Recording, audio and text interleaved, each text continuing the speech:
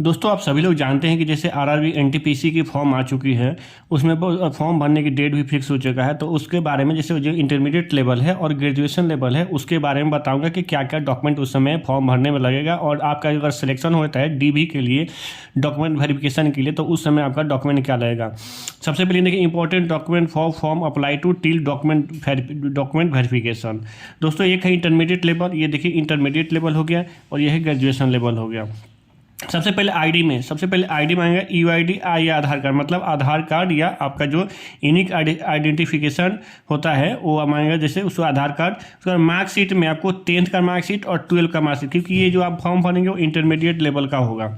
और कास्ट में आपको ओबीसी एससी एसटी का सर्टिफिकेट, कास्ट में ओबीसी एससी एसटी का सर्टिफिकेट। और जो ईडब्ल्यूएस में आते हैं उनको ईडब्ल्यूएस सर्टिफिकेट भी देना पड़ेगा।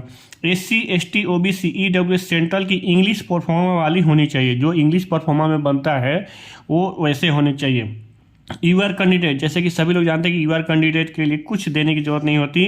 वो सिर्फ अगर डॉक्यूमेंट में अगर फॉर्म भरते समय आप यूआर लिखते हैं तो आप वहीं से आपका ये जितने भी सर्टिफिकेट का इशू है कास्ट का वो आपका ख़त्म हो जाता है। उसके बाद बता दो ग्रेजुएशन लेवल, ये है ग्रेजुएशन लेवल। इसमें भी आपको यूआईडी आधार कार्ड, मतलब आधार कार्ड और चाहे यूनिक आइडेंटिफिकेशन जो नंबर होता है वो देना पड़ेगा। मार्कशीट में आपको 10th का 12 का और ग्रेजुएशन का तीनों का मार्कशीट आपको लगाना पड़ता है और देना पड़ता है। कास्ट में ओबी एससी एसटी वाले जो भी हैं उनको सर्टिफिकेट देना पड़ता है।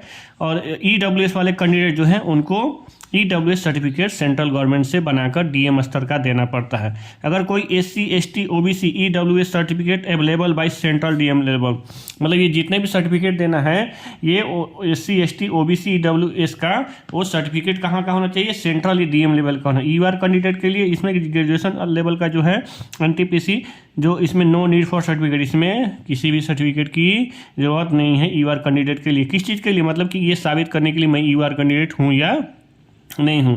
दोस्तों इस जितने भी ये सब डॉक्यूमेंट है ये सब नेसेसरी देना ही पड़ता है, इसके देने के अलावा कुछ नहीं होगा। बाकी आप जो भी फॉर्म भरते समय अगर लगाते हैं, जब आपका डीवी होगा, मान लीजिए आपका डीवी जब होगा तो आपको डीवी के समय जो फॉर्म लगाए हुए फॉर्म में जो भी आपने डॉक्यूमेंट सबमिट किया होता है वही सेम चीज़ देना पड़ता है, उसके अलावा कुछ वो लोग नहीं मांगते हैं।